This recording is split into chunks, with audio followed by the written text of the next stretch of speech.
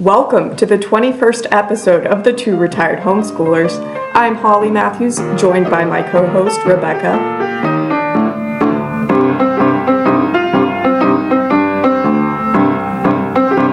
Aside from Rebecca being mortally ill, this episode will be a bit unusual in another respect. We will be giving our 1-year recap, which I can't believe it's been a whole year since we started. I already have a new mic that's upgraded and everything. How do you like it, Rebecca? It's so cool. I love the changing colors. Yes, it's actually a gaming mic, but anyway. We're also going to play a fun little game to, celebrate our 1-year anniversary.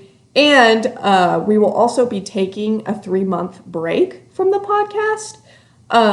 There is a possibility that we will just decide to discontinue it. It's an improbable possibility, but it's there nonetheless. And if we decide to do so, we at least have one more episode we know we want to upload.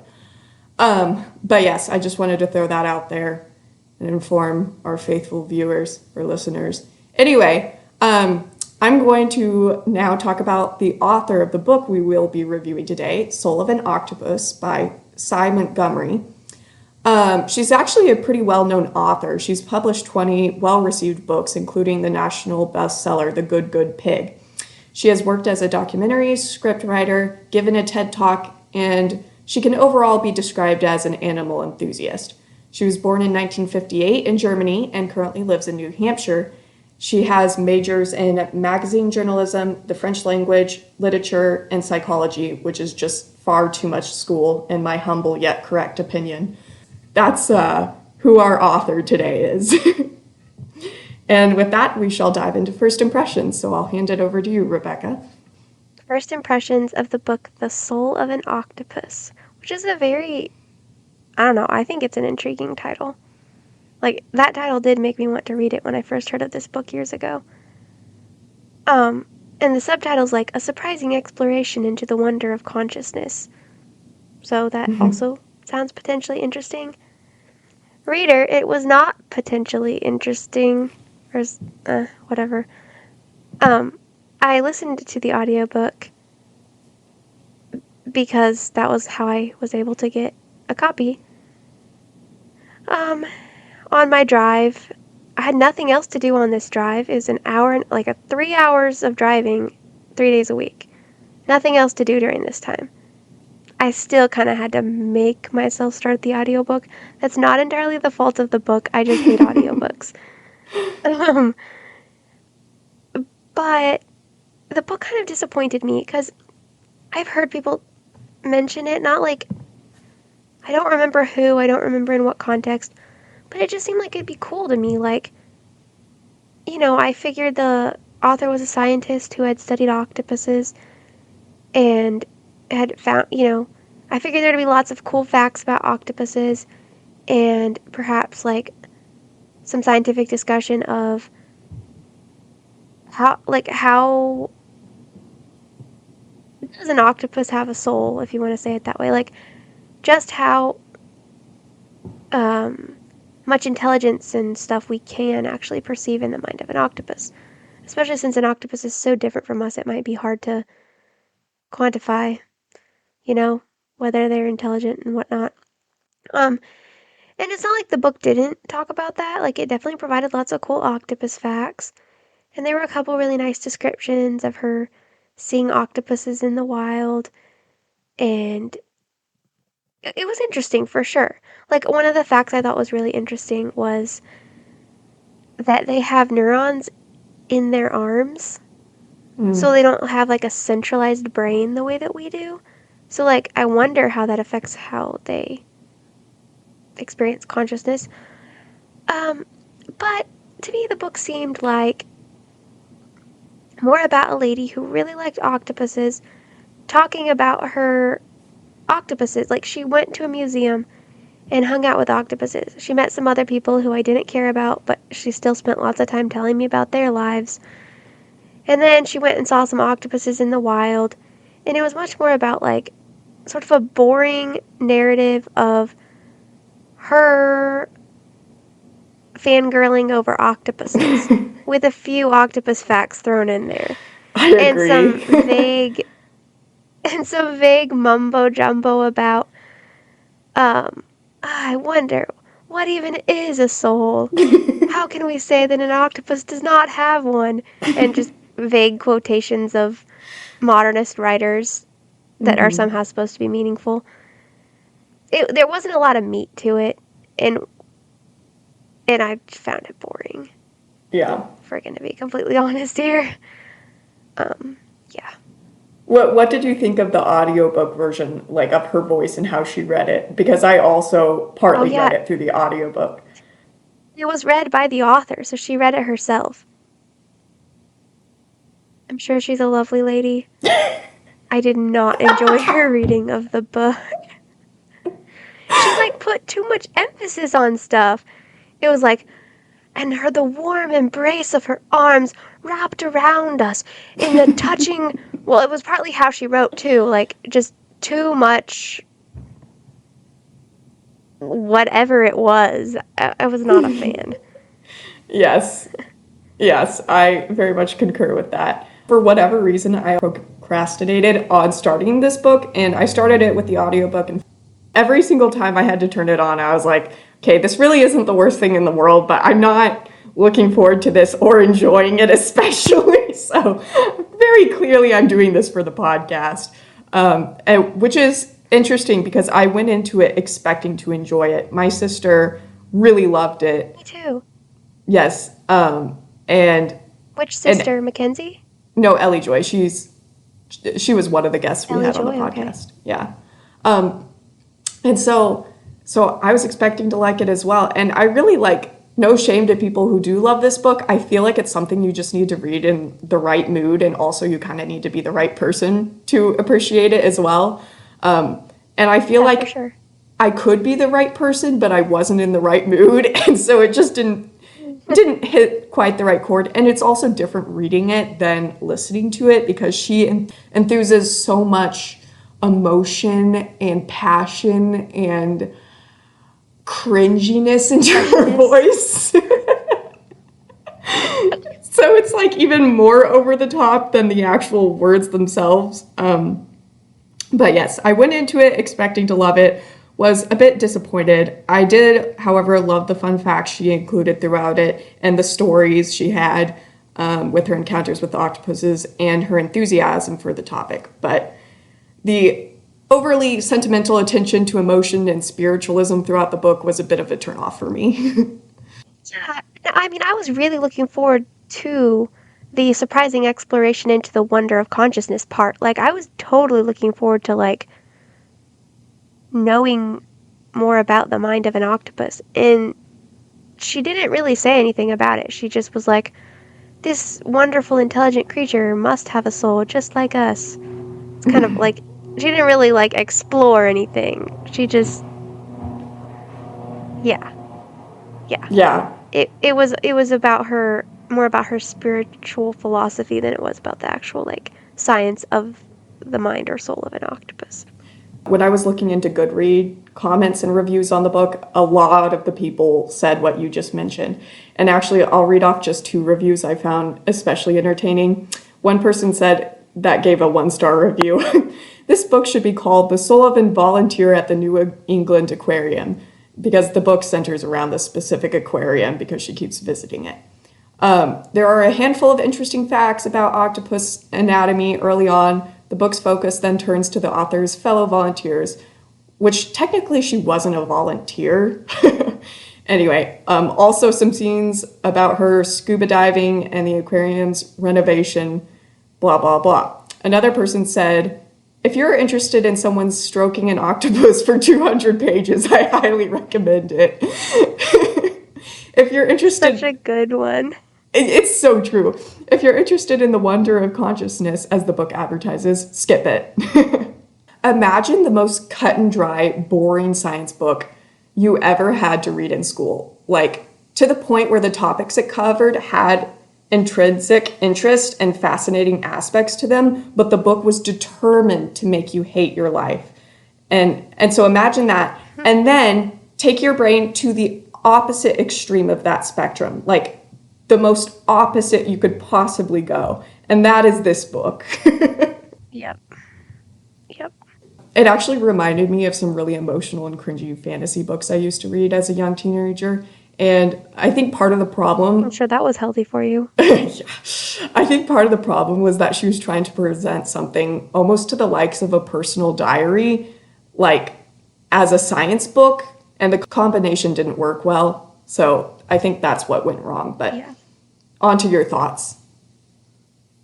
Like, I can well believe that she had a truly, like, personal and profound experience interacting with octopuses, getting to know actual octopuses.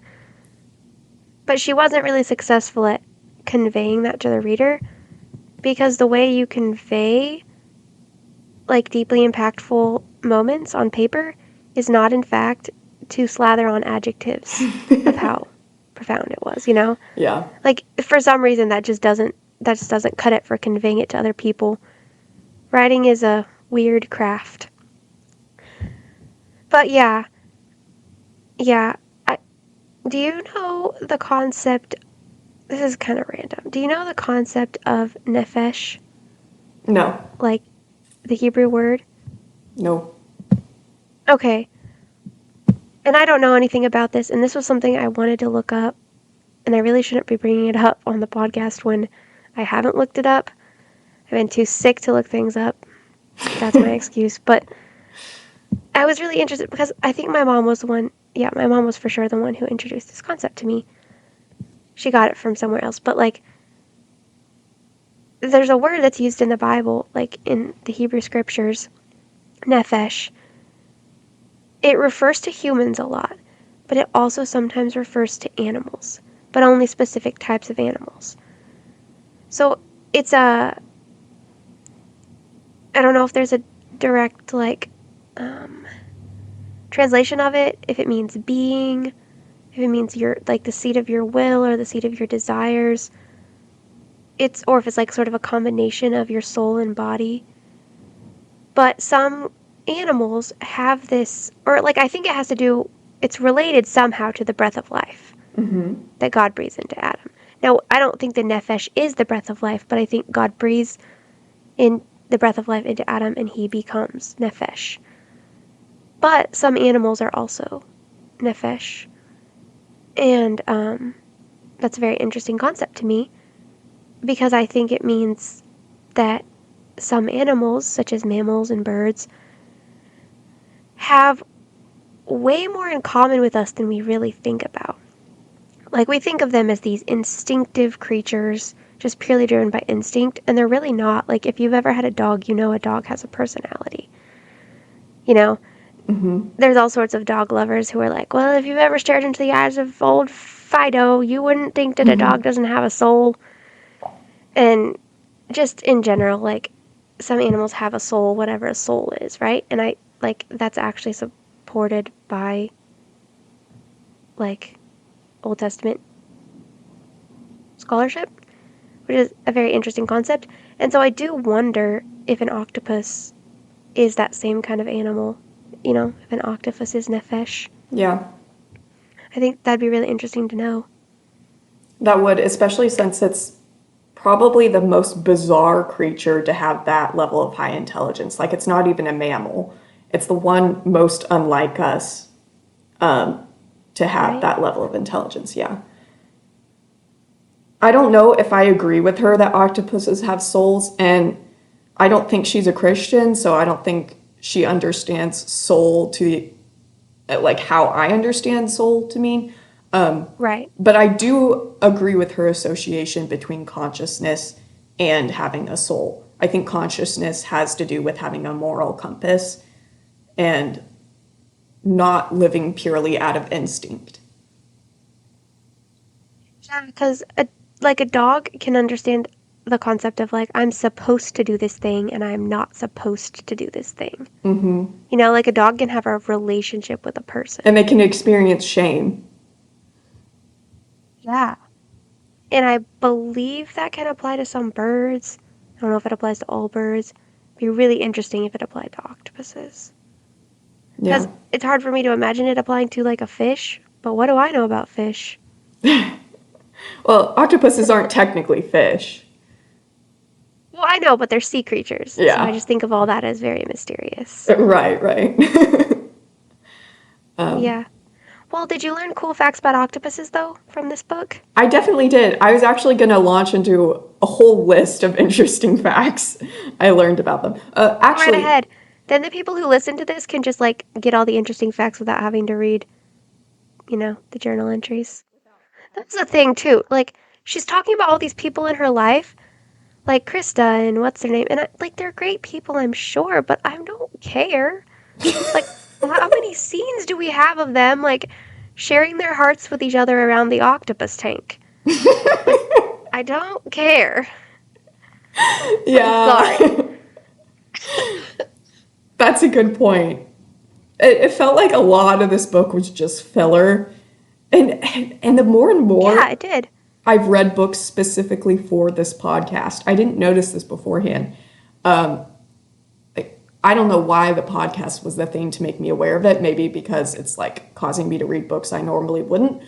But I've noticed like almost every book we've read could be a fraction of the size it is. And I remember in one of my English courses in college, the professor was saying, if you can simplify this, if you can shorten it, you should. Like, it's almost like you have a moral obligation as a writer to shorten this and not waste people's time because it's a precious and valuable thing that people are giving you their attention.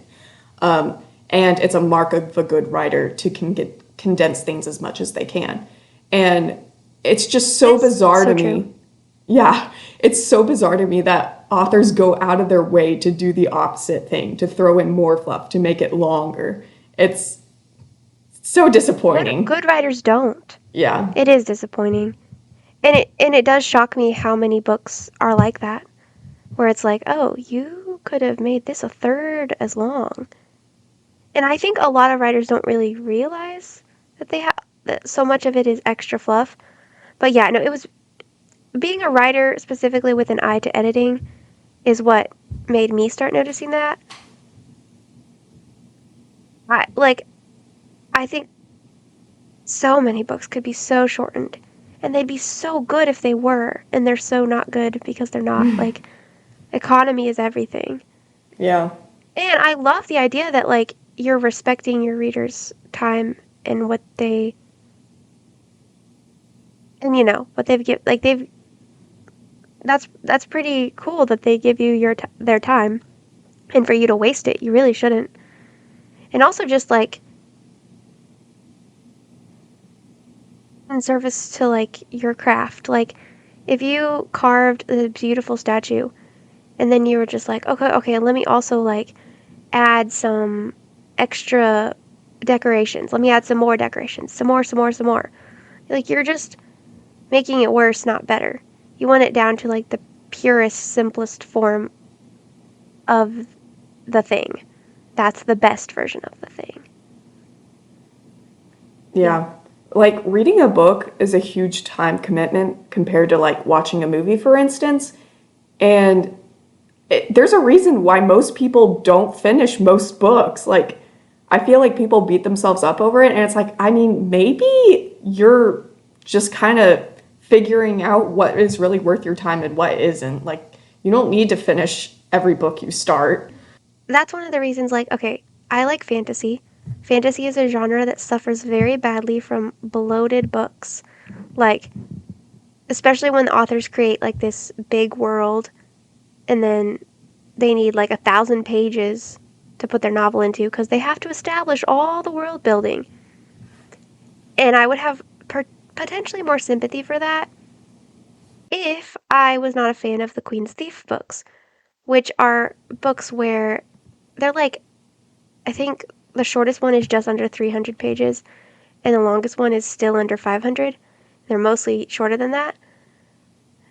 There are these books that are like, each one tells a complete story with political intrigue, machinations, entire wars.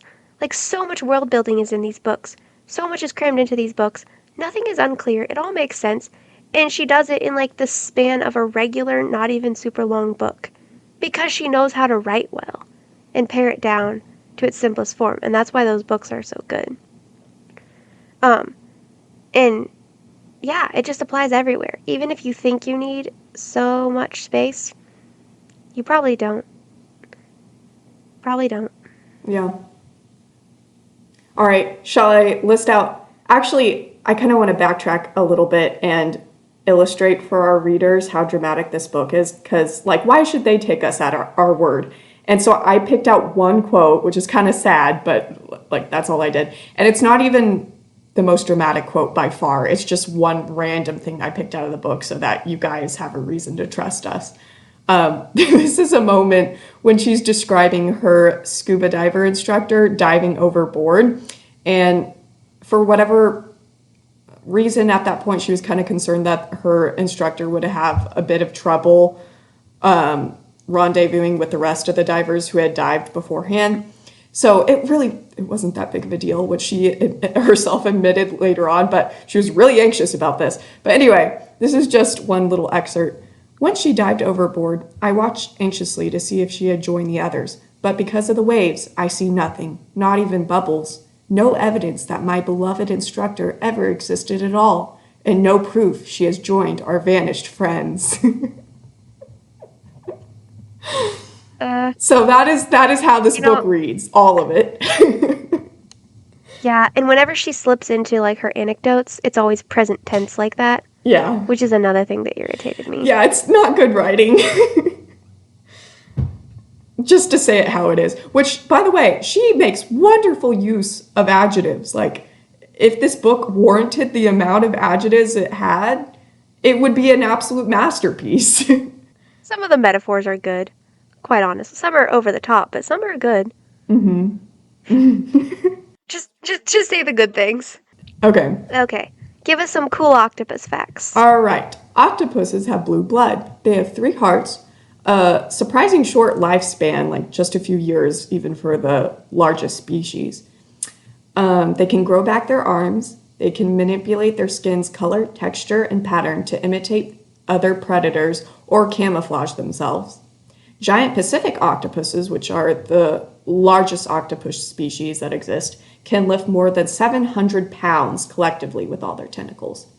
They can squeeze through any space that their beak can fit through. Many octopuses are poisonous, but they rarely bite humans. So, when they fit through a place where their beak can fit through, are they basically just like amoebaing themselves, like pushing out their skin and then pouring themselves into it? Right. Through the hole? Which is why they're so slimy to help with that. Huh. That's so interesting. That's kind of terrifying if you think of, like, I don't know. An octopus makes a good sea monster. Oh, yes. I was watching some YouTube videos online just to see the tight spaces the octopuses will fit through, and they look seemingly large, and they are, like, they weigh quite a bit. But yeah, there was like one video, for instance, there was this boat in this tiny little hole at the base of the deck, and the sailors were like, how are we going to get this thing out of the boat? And the captain was like, just wait. And they watched it like pour through this teeny little hole, and their beaks are apparently not very large. And I was like, oh my gosh, that's creepy. That's cool. Yeah. But yeah, the part about octopus's bites being poisonous was news to me. They are obviously, like we mentioned beforehand, extremely smart, and aquariums have to constantly invent new ways to keep them entertained, such as presenting them crabs in sealed bottles, sending them through mazes, or giving them puzzles. Octopuses are not social with other octopuses, which, by the way, octopuses is the correct way to use the plural form. So they're not social, but they will interact with other species, including humans. Speaking of which, they can recognize humans by tasting them with their tentacles and can remember which individuals they like and dislike. For instance, some workers at an aquarium might be in charge of moving the octopuses to other tanks while they clean their main tank. And since octopuses dislike this, whenever they see that one worker, they'll like squirt them with their little siphon. Or the worker who's in charge of feeding the octopus will like reach out to those workers and want to like cuddle up to them and stuff. So that's pretty cool. They are notorious for escaping their tanks. For instance, there's stories the author tells of some octopuses that will escape out of their tank and go into another tank to grab a quick snack and eat on some fish that was actually in an exhibit to be viewed by the public. And then they'll get back into their own tank and act like nothing happened. They're also very dangerous and can even kill sharks, depending on the species. The females sometimes... Go ahead. Did you write down, like, how much, like, suction power or how much weight a sucker can hold? Not a single sucker. We can look that up real quick. The only thing I included was that they can lift 700 pounds with all of their suckers. Okay. That's... wow. Okay, the giant Pacific octopus's larger suckers near the beak and mouth can hold up to 35 pounds. That's a single sucker. Wow. Yeah. Okay. So, where was I?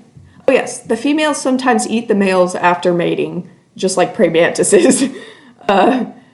They also have different personalities with more bold or shy traits. And the last thing, which I found very bizarre because I didn't know this before, and I've always loved octopuses. Apparently, their ink has been found to sedate their prey or predators, like whatever animal encounters the ink after they release it, which I didn't know, so that was pretty crazy. And sometimes they have to be careful when they're transporting octopuses in like a sealed container or a small space, because if they get stressed out in ink, the octopus can essentially suffocate because of the ink or whatever, or it'll like sedate them to the point that they die. I don't know, but they have to be careful about that. Probably because it's so concentrated in this small environment. Right, yeah. So those are all my facts. Interesting. That's pretty cool. I remember most of them. And like I said, like, those are some cool octopus facts. Is it true that you've always liked octopuses? Did you say that? Yeah, I actually used to like cuttlefish more because cuttlefish have this extra ability to be able to hypnotize their prey, and they will put on brilliant shows. Also, their mating rituals are hilarious because, and apparently octopuses are like this too, which I learned from the book, but like the big, like more strong, attractive cuttlefish males will put on a show and fight each other in front of the females. But the lesser males that don't really have a chance at all, they have to use their wit rather than their brute force. And so they'll just sneak like to the sidelines, and they do something to make themselves appear like females. I think they like change their color patterns or whatever. And so they'll sneak onto the side where all the females are collected and pretend to be a female. And then, bam, all of a sudden they're a male and they're grabbing the females and mating with them. I once watched this documentary seeing the little tiny males like employ their various strategies and tactics, and it was really entertaining.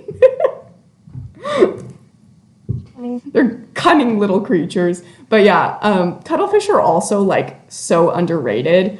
Octopuses get all the attention, so that's another reason why I used to like the cuttlefish more than the octopus. Yeah, gotta be a hipster, right? Of course. The last thing, like I had, maybe you have other stuff too, was just this idea that people need something to believe in. Like, it's so crazy. Like, even atheists, like, they need some sort of form of religion. And you can see that in this book. Like, this lady is clearly, most likely, an atheist. And yet, like, she's going to a church and praying, and, like, she's including all this religious metaphors throughout her book. It is true. People want something to believe in. Yeah. So, just to give an example of this, I'm going to read an excerpt. So there was this facility that they erected in honor of octopuses that they eventually changed into a church later on, and she calls it the Octopus Church, and this is a scene from when she's in some service at it, and they're speaking a language called, I don't know if I'm going to pronounce this right, but Tahitian, and she doesn't even understand it, so she's just sitting there listening to gibberish, and she's explaining her thoughts. But I understand the power of worship and the importance of contemplating mystery, whether in a church or diving a coral reef. The mystery that congregants seek here is no different, really, from the one I have sought in my interactions with Athena and Kali and Karma and Octavia. These are the names of various octopuses she's interacted with. It is no different from the mystery we pursue in all our relationships, in all our deepest wanderings. We seek to fathom the soul. But what is the soul? Some say it is the self, the I that inhabits the body. Without the soul, the body is like a light bulb with no electricity. But it is more than the engine of life, say others. It is what gives life meaning and purpose. Soul is the fingerprint of God. Others say that soul is an innermost being, the thing that gives us our senses, our intelligence, our emotions, our desires, our will, our personality, and identity. One calls soul the indwelling consciousness that watches the mind come and go, that watches the world pass. Perhaps none of these definitions are true. Perhaps all of them are. But I am certain of one thing that is as I sit in my pew. If I have a soul, and I think I do, an octopus has a soul too. So she talks like that quite frequently, intermittently throughout the book, and it's just kind of like, interesting, because I've also noticed that people who pretend they don't have a religion and they also will kind of allude to spiritualism, or even if they like take pride in their lack of spiritualism, like they still allude to a need to give meaning to their life in some way. And so I wanted to talk about this, like why you think we have that like need for religion. I'm pretty sure I can guess your answer, but and also basically, what do you think of how she connects her love of octopuses with religion? Like, it just seems like a really strange association. Was she doing it just for like emotional, like trying to enrapture her readers, or do you think this is a legitimate thing in her own personal life? It might be a legitimate thing. I think, she came into contact with, she really looked into a part of creation, namely the octopus, and found it very mysterious and wondrous. And so to her, there was something profound and beyond her material experience in that. And so she was like, well, this relationship, this must be part of that nebulous thing that gives meaning to life. I think it's like when someone encounters beauty. They may not believe in God or that God is the source of beauty, but they know that they've encountered something that can't just be quantified in material terms. And so there's something fascinating about that to them and something valuable, because we aren't solely material, so it's not satisfying for us to think in solely material terms. Mm-hmm. That's what I think. I think people who don't believe in God, they're not dumb, so they still see that there's something to the world beyond the material, and so they find something to sort of prop up their need to acknowledge that the world is more than atoms colliding. As far as meaning goes, I've often wondered about that. I don't understand where people draw meaning from when they don't have, maybe they don't have the Christian God, but like, if they don't even believe in a God or an ultimate standard or anything, it's like, where can you get meaning from? Like, I've heard people, okay, someone, you know who John Green is, right? Uh-huh. Yeah, I've heard him talk about this. It's like he's like, and he's someone who struggled with depression, and, so you have to somehow find some sort of purpose in your life, or you're not going to be able to, like, stave off depression ever. And he talks about how he utterly rejects nihilism as a solution. Mm-hmm. And then his solution, though, is just watered down nihilism. It's like nihilism with some nice flavors added to take out the bitter of the coffee. His solution is like, yeah, we create our own meaning. You have to just create your own meaning. But that doesn't make it not meaningful. And he has no actual explanation for why that doesn't make it not Like meaningful. Because if you subjective just create it meaning. arbitrarily for yourself, It's clearly not meaningful, but he's like, but it is though. And it's like, okay, why is it though? And he's like, because it is. At least that's how I interpret what he says. And I understand that he's just trying to find meaning somewhere. But to me, there is no meaning outside of God. Like, there just is not. So once someone thinks clearly about it, they're led to either God or nihilism. But lots of people don't think completely clearly about it. So they find octopuses and they think, oh, this is a beautiful thing. And our relationships with the creatures are a beautiful thing. This is my religion. I bet they have souls too. And yeah, I bet they do too. But I actually have a definition for the word soul, whereas to you it's just some nebulous, mystical concept floating around that it sounds nice to you. Yeah. I actually believe in the existence of a soul, and I think this lady and people like her don't really. Mm-hmm. I think they just use the word because it sounds good and profound. I don't even know if I answered your question, Holly. I just rambled. No, you definitely did. Yeah, I wanted to point that out because, like, all scientists presumably are captivated by the area of their study, and it appeals to them on some level. But it's... Right, that's why people like Richard Dawkins are like, why do you need to believe in God? Isn't the wonder of of biology and the cell crazy enough? Why do you have to add magic to make it cool? I'm like, bro, where do you think the magic came from? Like, why do you think the cell is so cool? You think it just evolved out of chemicals? Anyways. Yeah. Some scientists are like Richard Dawkins, but other scientists are like Sy Montgomery, who acknowledge this need to, like, it's like their emotions give them a need. And I think this points back to the argument that logic is incomplete without emotions, but something within them says, like, you know, there's something to this. I can't fully appreciate this without some explanation on a meaningful level for all of this. So yeah, that's just something I wanted to highlight, because even though it wasn't, this ongoing spiritualistic theme throughout her book wasn't something I really appreciated, I definitely saw the value in it for her personally. Would you like to say anything else, or shall we move on to part 2 of this episode? Part 2. Okay, I'm really excited for this. So I don't know if you guys know, I'm talking to our listeners, which I've never done before. But anyway, I don't know if you guys have heard of Michael Knowles. He's rather unknown, unfortunately, because I love him. But he's one of the hosts on The Daily Wire.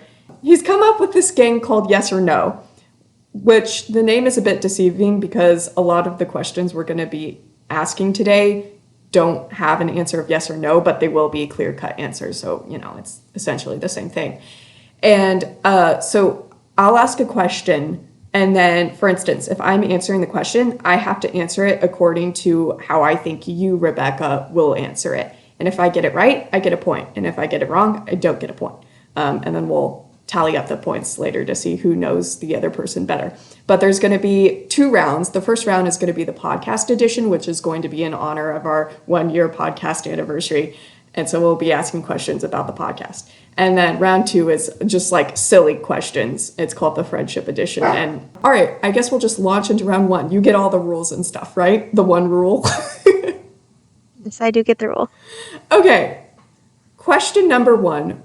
What was your favorite book from the past year that we reviewed on the podcast? So I'm supposed to give an answer for you, so don't say it out loud. Okay, hang on. So I have to think of my answer, and I have to think what your answer will be. And not the episode that we reviewed the book with, just the book itself. I'm going through the list. Okay, I have 2 answers, so if you choose either of them, then you get it right. Heidi. No. I don't know. The Weight of Glory and Can't Stop Thinking were my other guesses. Can't Stop Thinking was one, and the other one was Little Woman. But Heidi was a good choice. I tempted. You had nothing bad to say about it. That's true. I am tempted to say Heidi for you, but I think it might be The Two Towers. Or Assignment in Brittany. Yeah, those are my 2 favorites for sure. Okay, I'm going to give myself a point and you none. That's correct. All right. Question number 2. What was your least favorite episode? Episode, not book. Right. I have my answer. Okay, I have to think about that. Well, you can't give the first one. I forgot to say, except for the first episode. What, I can't say proof? No, you can't. Okay. Funny story for our listeners. Once upon a time, our first episode was this book called Proof by Bill Bright and Jack Kavanaugh. And it was so terrible that we had to take it down. But if you really, really, really want to hear it, then we'll send it to you. It's on YouTube unlisted. I think I know what your least favorite book was to read. Was it The 12 Rules for Life? Oh, definitely not. I like that much better than Atomic Habits. Oh, that's true. But I remember you, like, having to just force yourself to, like, even though you were enjoying it in some way, like, it was very much a forced project to read. For sure, but I forced myself to read Atomic Habits and did not enjoy it at all. Yeah. Same for Can't Stop Thinking. Okay, I'm gonna guess that You and your self-help books. I know, it's sad. I'm gonna guess that your least favorite episode, I'm tempted to say Little Women, the movie, but I'm gonna say Blink of an Eye by Ted Dekker. Even though that one was really fun to record with Ellie. Yeah, I don't think that was my least favorite. Honestly, Okay. and I loved recording with Mrs. Matthews. Till We Have Faces was probably my least favorite because I felt like I absolutely could not say anything. Like my tongue was blocked. Yeah. Fair enough. I guess for you is The Two Princesses of Bel-Air.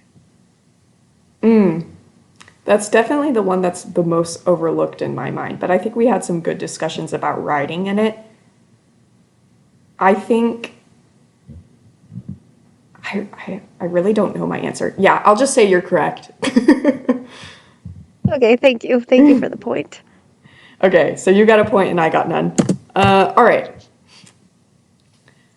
Question number 3. What author do you think was the best in terms of character writing? I'm going to say I think your answer is Louise M. Alcott. Yep. And I'm going to say yours is, I guess, Tolkien. But also Helen McInnes. What's your final answer? Tolkien. Helen McInnes. No! Okay. I mean, Jane Austen's also really good. That's true. Which episode is our least popular on Spotify and Apple Podcasts? So don't look it up. Just give your opinion. But for me. No, give my opinion of what I think Holly's opinion will be. Yeah. Which is so funny. It's a ridiculous question. What will your opinion be? I don't know. Blink of an eye. Oh wait, I have to come up with what my opinion is now. Yeah. What do I think is? I have to come up with. Okay, I hold haven't. on. I'm gonna need a moment to think. You're thinking much faster than I am. I'm gonna guess that your opinion is The Two Princesses of Bel-Air. My opinion. My opinion was actually the Little Women movie episode. Yeah, that's also fair. I don't know what the actual answer I almost is. said that. Okay, and what was your guess for me? A blink of an eye. Okay, mine was actually the movie edition of Little Women. So. Weird. We both have the same answer for that. Is it true? Let me check. Okay, least popular. The Man Who Was Thursday. What? And then That ain't right. And then the second to last, and they're different by one view. The second to last is the Little Women movie.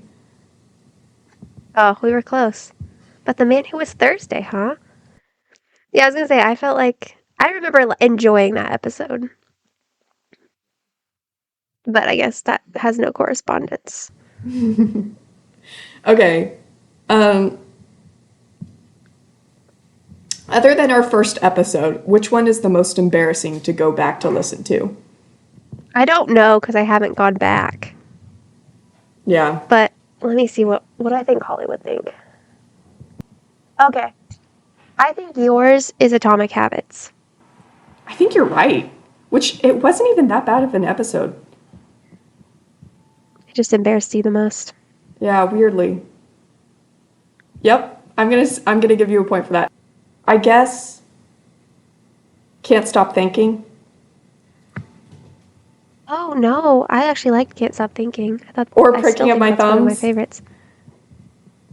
No, I like that one too. What do you think I was embarrassing in those episodes? No, I thought those were the ones you would be embarrassed by because there's a lot of, I don't know, not emotion, but just self-analysis and Can't Stop Thinking. And it was one of our earlier episodes. Yeah, weirdly, Can't Stop Thinking is like that. It sort of sticks out like a not sore thumb. It's like one of those early episodes that I think is good. No, the one I'm like, the one that hits me like, oh no, I don't want to go listen to that. Nope, is Two Princesses of Bel-Air for some reason. Oh, don't know why. interesting. You know, I'm not surprised that you're winning this game because you are such a paradoxical sort of person. And like, even after knowing you for so many years, there's still some things that just hit me completely out of the blue about you. And I'm like, wait, what? Do I even know you?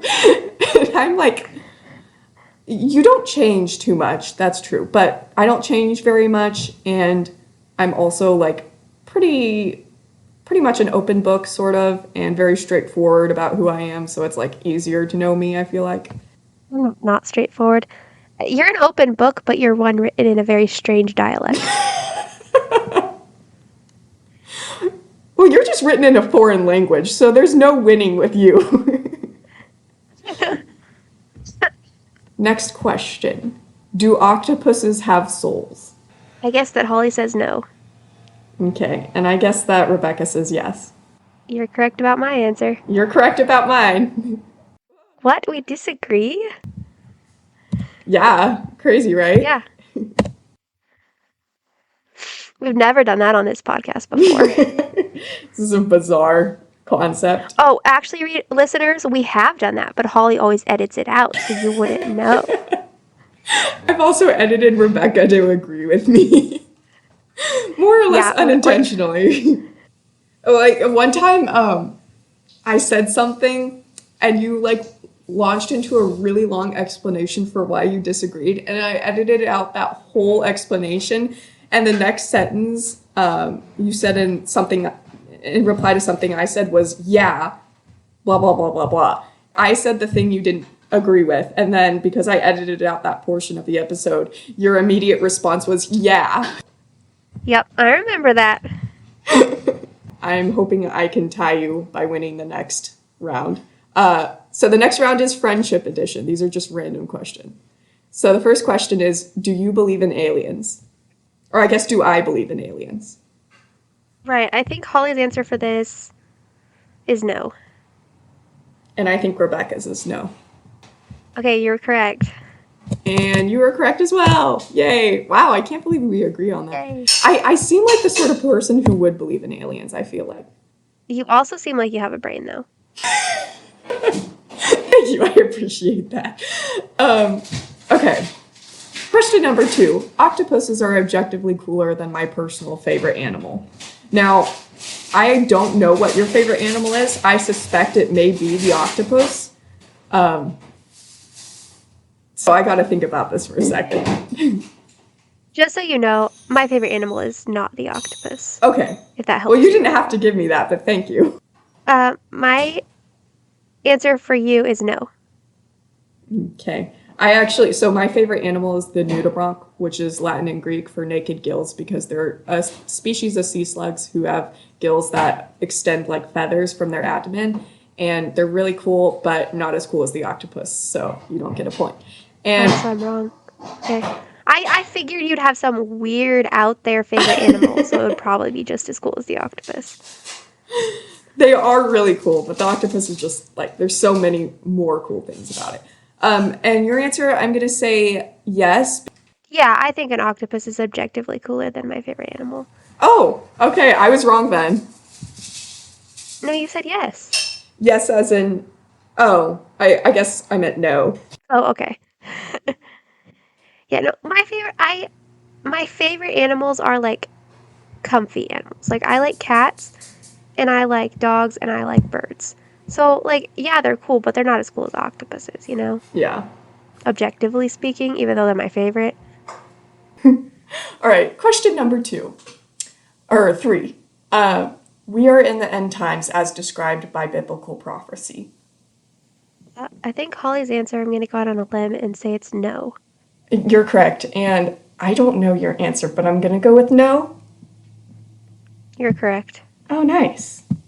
Wow, we know each other pretty well. Okay. Next question. Either Trump or Biden will win the next election, and this is basically asking if the other candidates even have a chance. I think that you think that the other candidates do have a chance. I think that you don't, because I think you'll think that Trump will win. Oh, I think the other candidates have a chance. I think the other candidates do, but the polls are showing that Trump is probably going to win, so we'll see. It's still quite a ways till the election. Yeah, and bro, like I don't follow politics. I have no idea what the polls are showing. So I'm like, yeah, I don't know why. Yeah, they probably have a chance. Maybe maybe I wasn't the best person for that question. Why are the polls even That's a thing? Like, I feel like the polls influence the they're so election stupid. I hate them. unfairly. Yeah. Yeah.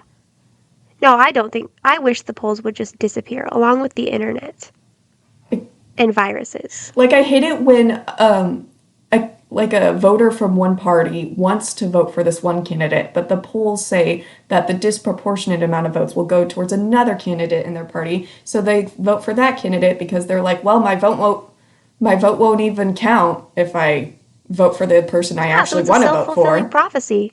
Yeah, it's Yeah. unfortunate. That's No, why I don't like the. it is unfortunate. It is a tool of the establishment. Yes. I can foresee myself becoming a casual drinker.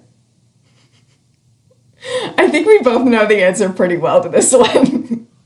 I'm gonna say for you, I'm gonna no. say, for you, no. Oh, really? Yeah, because I just feel like you're too like. I guess what is it? What do you mean by a casual drinker? Like, may have a drink or two on the weekend, doesn't get drunk, pretty much drinks socially. Oh, okay. Still probably no. Just because I see you as like, you go to bed on time, you get your homework done, you make sure all the responsibilities are in order, you aren't morally opposed to casual drinking, but it's just not something you personally would do. So I suspect that and I have nothing to go off of, but other than my sister having not an allergy, but like a sensitivity to alcohol. And also, since I want to be a pilot, you're not supposed to fly within 48 hours of drinking even a drop of alcohol. So there's reasons why Yeah, it wouldn't fit with your lifestyle yeah. and your pathetic immune system. So there's probable reasons I can see getting in the way of me becoming a casual drinker, but I also can foresee myself becoming one, like at least for a season in my life. So, and for you, I'm guessing the answer Interesting. is no. I'm gonna assume it's no, just because I don't think I would like alcohol. I don't like anything. So now we are tied right now. The question is, Converse shoes are a universal symbol of coolness. Holly's answer is yes. Rebecca's answer is no. My answer is yes. Oh, it is? My answer is yes too, so you get a point. I'm Okay. glad, even though you knew me, even though you didn't know me, I'm glad you at least have the right opinion. Thank you, thank you. Okay. Question number 7. Smoking should be against the law. Because I have faith. Hey, probably shouldn't say this. Tell me what your answer is first. Okay, fine. Don't give me any hints then. Um, I think that your answer is going to be yes. Because I have faith in your common sense, I think your answer is no. Yeah, that's And correct. that's why I didn't want to say it beforehand. Because if I said that, then you would know that my answer was also no. Okay. Why on earth should smoking be against the law? That makes no sense. Because people get addicted, and also it doesn't do any good to the people around them, like who experience secondhand smoking, and it's just kind of nasty. I don't think that the government should ban cell phones. I think that people should realize and take responsibility for their own health. It's just because And it applies to cigarettes as well. I see it as akin to drugs, and we outlaw drugs, but the difference between tobacco and like cocaine is tobacco doesn't like take over your mind and like take away your judgment and make you potentially harm others. Right, it's addictive. It's physically addictive. And it's not mind altering. And it's like, I think it maybe has some beneficial properties. I don't know if it does, but the point is it's not mind altering. And I think that the government should stay out of people's business as far as is humanly possible. I want smoking nicotine to be illegal, but like I don't want the government to make it illegal because that's like just too much control. And also, unless the thing you're outlawing is harming other people aside from yourself, like people should have the freedom to harm themselves in that way. Like that sounds bad, but it's you know what I mean. You need it. You need that as a principle of government. Yeah. Your government can't be your babysitter. I'm so sad I didn't have more faith in your opinion. Yeah, I'm a little offended. My little conservative libertarian that dwells within me realizes that Holly never had faith. Never truly knew who I was. Well, maybe I shall restore that faith with the next question. There is a fine line between patriotism and nationalism. So how fine is that line? What is nationalism? Nationalism. What are we defining that as? Patriotism is just loving your country. Nationalism is loving your country to the point that you think it's better than all other countries. It's like the having pride on a nationalistic level. Okay. I think your answer is yes. Okay. I think your answer is no. You're correct about me. And you are incorrect about me. I wanted to say... I'm sorry. I wanted to say yes, but the thing is, I think it varies between... like, I think for some people, it is a fine line. But objectively, it doesn't have to be a thing that has a fine line between the two. And for some people, it isn't. So that's why my answer is no. I was tempted to say yes. I see that. Yeah. And I agree. I mean, there are people who... It's like this. They seem genuinely... I think there can be people who seem genuinely patriotic, and then it verges into nationalism. But as a general rule, I think the two things are not even the same kind of thing. Mm-hmm. Like, because one is love and one is pride and arrogance. And those things are pretty opposed to each other. So you might have pride and arrogance that you're mistaking for love. So you think you're being patriotic when you're really being nationalistic. But if you're truly patriotic, that's probably not going to easily lend itself to pride and arrogance because it's actual love. I will say, though, I've seen a lot of conservatives who will parade their nationalism as patriotism, but like they actually think that the United States... That's what I'm saying. I think you can definitely disguise nationalism as patriotism, but I don't think it was as if you were a patriot and then you merged into a nationalist. Mm-hmm. I think you were always a nationalist. Right. And, yeah. Okay, so this question is interesting. I make decisions more with my head than with my emotions, but the thing is like you're answering for me, but also what I think about myself. Okay, I'm going to say your answer is yes. That I make decisions with my head more than my emotions. Okay, and I think it's yes for you as well. And you were right for me. Yeah. You're emotional, but when it comes down to it, it's the head that makes the decision. Thank you, Rebecca. Okay, and I assume I got your answer correct? Oh, yeah, you did.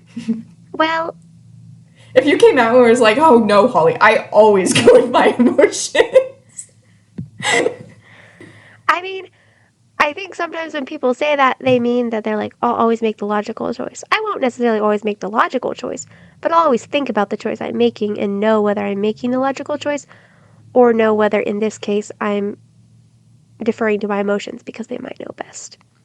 So Yeah. sometimes I might make a choice because of my emotions, but it's still my head making the decision. That's my logic here. I don't know. Makes sense. Because, I mean, Holly, was it making the decision with my head or my emotions when I decided to drop out of college? A lot of people would say it was your emotions because you just hated it. And fine, but like at some point when your emotions are like being super loud, maybe you should listen to them. Maybe they have something to say to you. Like you can use your That's my head philosophy. to listen to your emotions, kind of a thing. Yes, exactly. Okay. It's almost like taking your emotions into account as if they're a factor in a situation other than just being like, oh, I'm making this decision because of my emotions. It's like, no. Like my emotions are a factor that I'm considering in making this decision. Yeah, and holistic decision making is good. We act as if emotions and logic are opposed. They're actually supposed to work in tandem. Right. Like men and women.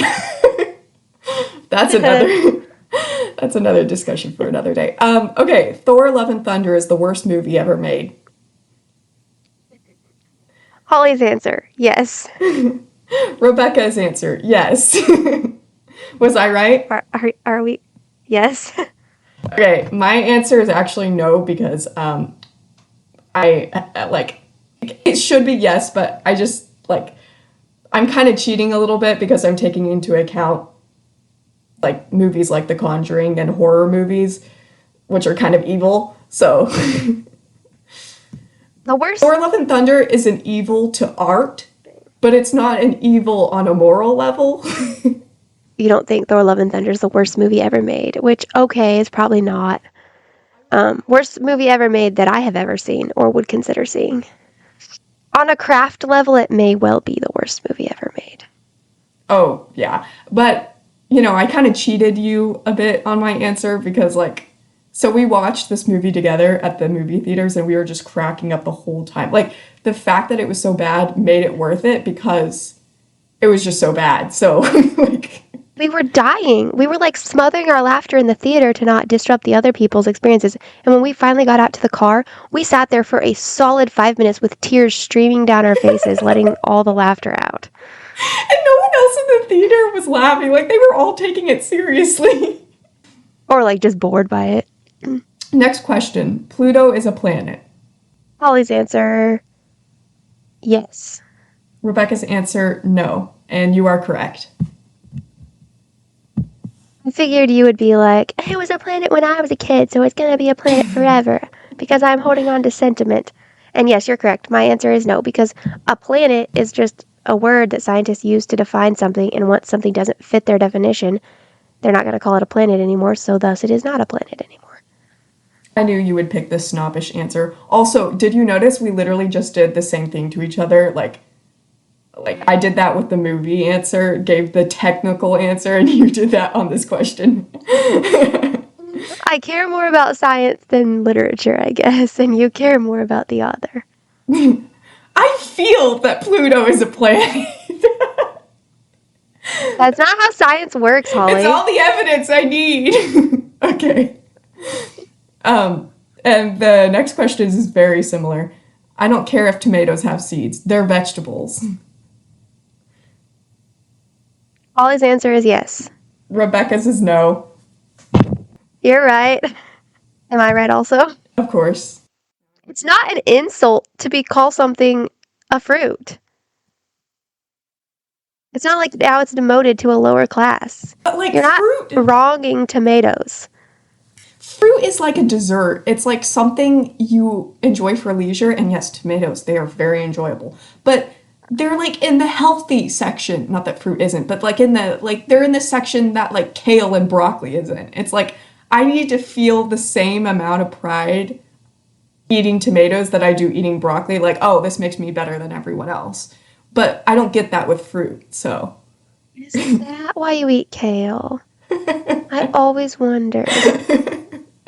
Okay, I have 1, 2, 3, 4, 5, 6, 7 points. You have 1, 2, 3, 4, 5, 6, 7, 8. Oh my gosh. You won both rounds. I'm so disappointed. Well, that's too bad. Maybe after we do 2 years of podcasting, you'll know me better. I was going to say, and we can cut this out, but I was going to be like, Holly, how have you felt about this past year of podcasting? I was literally like, brought to your life? I had a wrap up section called closing thoughts. So, like, sure, you can start it off. How have I thought about the past year? Well, in short, it's been better than it's been worse. But, you know, there were some valleys among those mountains. What technological skills do you now have that you did not have a year ago? I now know how to work the software of Audacity, and I know about Anchor, which is how you upload stuff to Spotify and Apple Podcasts and other platforms. I now know what it means to have a podcast, how much work it takes. Yeah. Have you read any books that you wouldn't have read otherwise that you're glad to have read? Oh, definitely. I can just list off the ones I would never have thought to read on my own. Or not that I wouldn't have thought to read on my own, but that I probably just wouldn't of my own volition. Assignment in Brittany, although that is a book I would be interested in on my own, I don't think I would end up doing it if it weren't for you. Definitely The Man Who Was Thursday. Thank you, Isaac, for recommending that to Holly. I also would not have read The Other Six Deadly Sins. Wasn't that an interesting one, too? Aren't you so glad you read it? Yeah. I like when you first started reading it, you were like, Rebecca, I feel like she's not really being fair to English people. I was like, Holly, she is English. And you're like, oh, that changes things. Because you're allowed to say mean things about your own countrymen, I suppose. Yeah, that's kind of an opinion I hate having, but... I mean, it's fair, though, right? Like, if some English person just starts bashing Americans, I'm like, shut up, what do you know? Like, swim across the pond and then look at us close up, and then maybe you'll know something. But probably not, because you don't know anything about where we come from. But if I say stuff about my fellow Americans, it's more justified. Or, like, if another American says something, at least they have, like, a perspective where they're coming from, like, actually understanding where we're coming from. Yeah. But if some English person starts doing it, it's like, you're just a snob and you also don't know anything. So, about us. Yeah. Yeah. Okay, here's a question. Since recording our first horrible episode, are you shocked at how far we've come? I definitely think we're better at editing now, but we edit less. Because we're like, it's not supposed to be polished.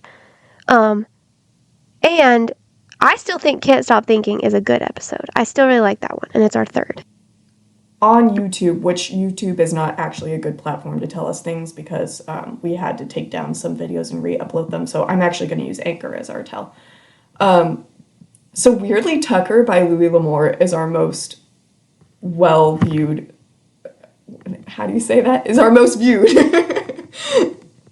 episode, which is so random. That's so random. Yeah. I like that episode, though. I really enjoyed that episode. I do too. And YouTube's is shocking as well. It is, well, things may have changed, but at least it used to be Till We Have Faces. Yeah.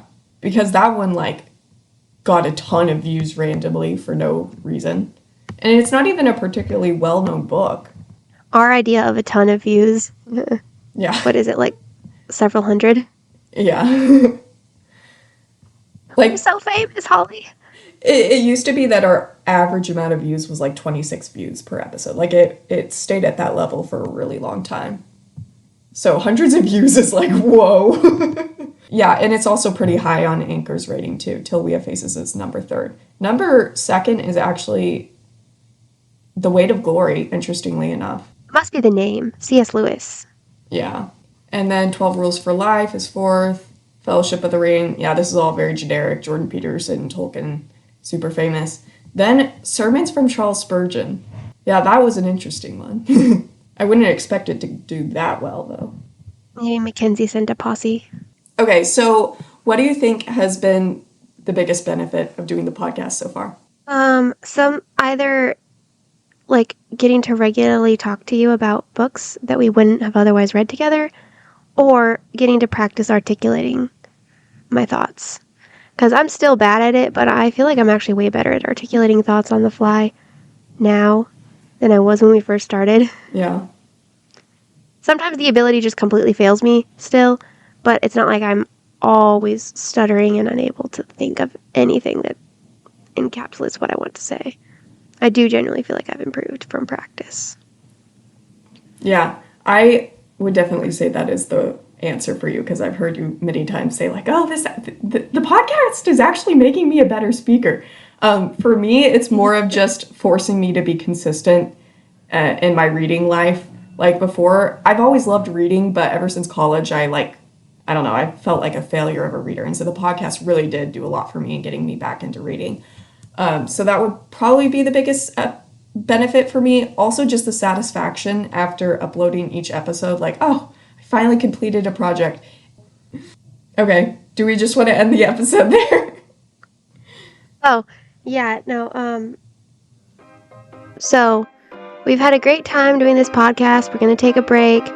We hope all you wonderful 10 people who listen to this have also had a fun time over the past year, and, have a good fall. Don't forget to ask yourself regularly if octopuses have souls.